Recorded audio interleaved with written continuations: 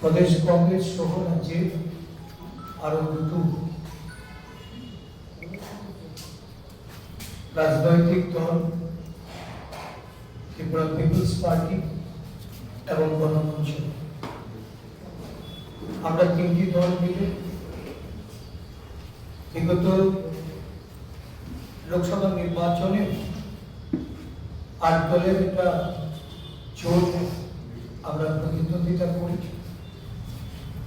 পরবর্তী সময় আমাদের ধারাবাহিকতা বজায় রেখে আমরা আগামী বিধানসভার উপনির্বাচন ধর্মনগরে এবং রাজ্যের ২৮টি ত্রিপুরা উপজাতি স্বশাসিত জেলা পরিষদ নির্বাচনে মিলেমিশে নির্বাচন করার জন্য সিদ্ধান্ত গ্রহণ করে। এই নির্বাচনগুলি দেশের বর্তমান অবস্থা, রাজনৈতিক, সামাজিক, অর্থনৈতিক বিভিন্ন দিক থেকে দেশের জন্য এবং রাজ্যের জন্য অত্যন্ত গুরুত্বপূর্ণ এবং এই নির্বাচনে গণতান্ত্রিক চেতনা সম্পন্ন মানুষ ঐক্যবদ্ধভাবে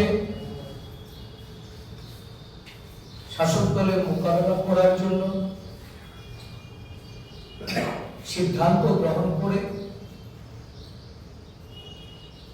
আগামী ৯ এপ্রিল ধর্মনগরের উপনির্বাচনে আমরা নির্বাচনী লড়াই করব এবং ১২ এপ্রিল ২৮টি উপজাতি সংরক্ষিত এলাকায় যে নির্বাচন অনুষ্ঠিত হচ্ছে, এই ২৮টি আসনে আমরা লড়াই করব। এই রাজ্যে গণতান্ত্রিক বাতাবরণ এটাকে বিষিয়ে তুলেছে শাসক।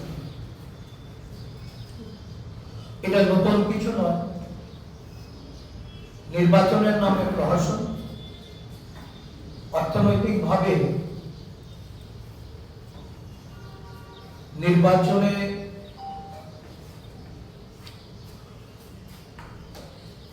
বেআইনিভাবে অর্থের আস্ফালনে মানুষের ভোটাধিকার হরণ করে, বিরোধী দলের কর্মসূচিতে বাধা দান করে, বিরোধী দলের প্রার্থী মনোনয়ন জমা দিতে গেলে সেখানে বাধা সৃষ্টি করে,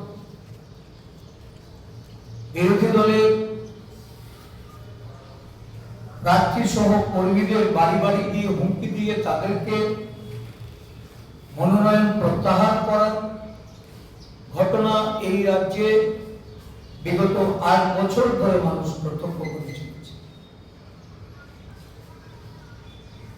এই প্রশাসনাত্মক ভূমিকায়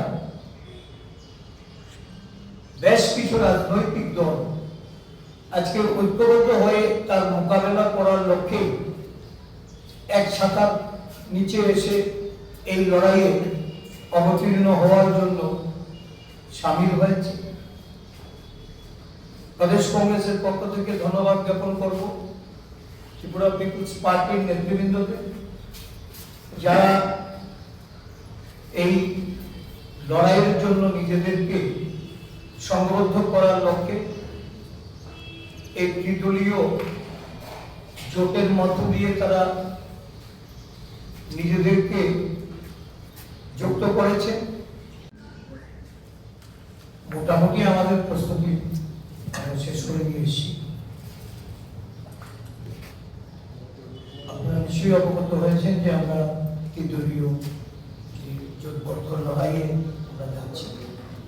খুব শীঘ্রই আমি চেষ্টা তো থাকবে আমাদের আগামীকাল প্রথম বেলার মধ্যে এটা সম্পন্ন করা।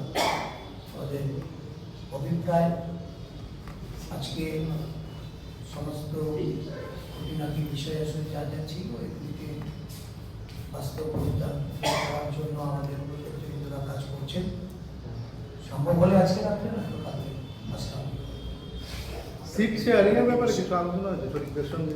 হ্যাঁ নিশ্চয়ই, এবং আমরা সহমতের ভিত্তিতেই এগোচ্ছি। আপনারা কি প্রত্যেকটি আসনেই লড়বেন? সব আসুন, আপনারা কি সেখানে আমাদের সহযোগী হিসাবে আমাদের এই ত্রিদলীয় জোটে হয়তো প্রার্থীও প্রতিদ্বন্দ্বিতা করবে। আপনারা কি বিশ্বাস করেন এইভাবে আপনাদের মানে ভোট ভাগাভাগি বিশেষ করে বামেদের সঙ্গে অন্য রাজনৈতিক দল যদি শাসক শিবিরকে কোনো না কোনোভাবে সেখানে ফায়দা দেওয়ার একটা প্রয়াস? দেখুন, ভোট ভাগাভাগি ভোট করা এটা আমাদের একদম মানে শুরু থেকে আমাদের একটা প্রয়াস ছিল। অনেক ক্ষেত্রে এটা সম্ভব হয়ে ওঠেনি। আমরা জনগণের কাছে না, কারণ এডিসির শাসনে বিশেষ করে মানুষ সবাইকে দেখেছে। একমাত্র কংগ্রেস দল যারা কোনোদিন এডিসিতে প্রশাসনে আমরা দায়িত্ব পাইনি পরিচালনা করা। আমাদের আদিবাসী কংগ্রেসের নেতৃত্বরা বিগত প্রায় 2 বছরের উপরে সমস্ত পাহাড় অঞ্চলে আদিবাসী এলাকাগুলিতে আমাদের সংগঠনকে যেমন বৃদ্ধি করেছে, সাথে সাথে আদিবাসী জনগোষ্ঠীর মধ্যে যে বার্তাটা, যে কংগ্রেস সম্পর্কে 4 দশক পূর্বে একটা ভুল বার্তা ছিল, এটাকে কাটিয়ে এখন আমরা এই রাজ্যে একটা অন্যতম আদিবাসী সংগঠন আমাদের কংগ্রেস দলে, এবং এটা দিন দিন তার সদস্য সংখ্যা বাড়ছে, মজবুত হচ্ছে। এবং আমি এটুকু বলতে পারি, বিগত দিনে আমরা অনেক নির্বাচনে গ্রাম পাহাড়ে লড়াই করেছি বা সেখানে প্রতিদ্বন্দ্বিতা করেছি। এবারের নির্বাচন তার থেকে সম্পূর্ণ আলাদা, একটা ভিন্ন পরিস্থিতিতে, ভিন্ন সাংগঠনিক শক্তিতে আমরা লড়াই করছি। আজিজবাবু, মনোনয়ন প্রত্যাহারের আরও অনেকটা সময় বাকি। ধনপুর বক্সনগরে আপনারা সিপিএমকে সমর্থন করেছিলেন, তো সিপিএম এর সঙ্গে আলোচনার আর কি কোনো সম্ভাবনা বা রাস্তা খোলা আছে কি? না, দেখুন, কোনো কিছুই আমি মনে করি না যে অসম্ভব। তবে আপনি নিজেই বলছেন, ধনপুর, বক্সনগর বা রামনগর, আমরা তো বিজেপিকে হারাতে চেয়েছি। আমাদের যে লক্ষ্য ছিল, লক্ষ্যটা বিজেপিকে হারানো। তো ধর্মনগরে কেন এটা নেই, এই প্রশ্নটা সাধারণ মানুষের, আপনাদের, আমাদের, আমরা চাইছি যে বিজেপিকে হারানোর জন্য সেখানে আমরা প্রতিদ্বন্দ্বিতায় নেমেছি। আমাদের প্রতিদ্বন্দ্বী প্রার্থীকে সমর্থন দিয়ে সেটাকে শক্তিশালী করা। এখন এসে কি মনে হচ্ছে ধনপুর বা বক্সনগরে সিপিএমকে সমর্থন করার একটা ভুল কৌশল ছিল? দেখুন, কংগ্রেস দল আমাদের অতীত নিয়ে আমরা মোটেও আমরা এটা বিবেচনায় না, কারণ সময়োপযোগী উপযোগী সিদ্ধান্তের প্রতি আমরা অভিযোগ থাকি। আমরা মনে করি ওই সময়ে আমাদের যে সিদ্ধান্ত ছিল, কারণ আমাদের লড়াইটা বিজেপির বিরুদ্ধে, আমাদের রাজনৈতিক এনিমি হলো বিজেপি। বিজেপিকে দুর্বল করা এটা আমাদের 1 পয়েন্ট প্রোগ্রাম।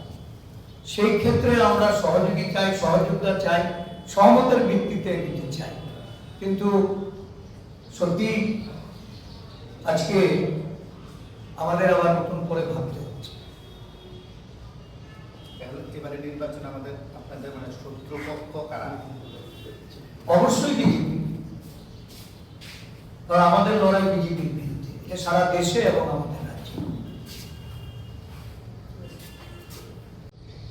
সম্পূর্ণভাবে কোন রকম আগাম শর্ত না রেখে আজকে এই 3টি দল রাজনৈতিক এই নির্বাচনী যুদ্ধে অবতীর্ণ হয়েছে। আমি গণমঞ্চের নেতৃবৃন্দদের ও প্রদেশ কংগ্রেসের পক্ষ থেকে ধন্যবাদ জ্ঞাপন করছি। সাথে সাথে এই লড়াইটা যেন আরো বেশি করে জনগণের কাছে বার্তা হিসেবে আমরা পৌঁছে দিতে পারি।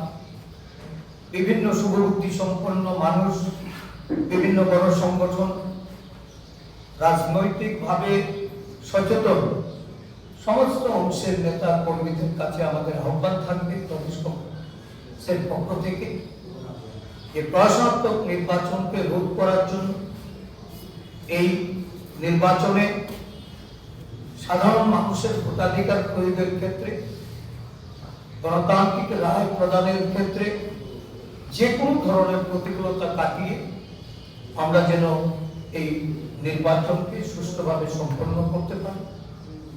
দেশের নির্বাচন কমিশন, রাজ্য নির্বাচন কমিশন যারা এই নির্বাচন পরিচালনা করবেন তাদেরকেও আমরা এই বিষয়ে সতর্ক করতে চাই যে আমাদের রাজ্যের নির্বাচনী পরিবেশটাকে যারা বিষিয়ে তুলতে চায়, যারা এই নির্বাচনগুলিকে প্রশাসনাত্মক নির্বাচনে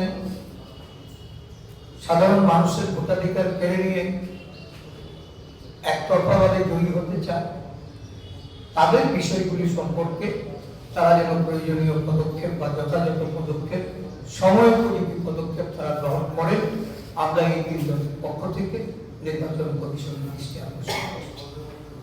আমি অনুরোধ করব যে আজকের এই সংবাদ সম্মেলনে আমাদের মধ্যে উপস্থিত টিপিপির পক্ষ থেকে আমাদের যিনি প্রতিনিধিত্ব করছেন প্রবীণ বাবু, আপনি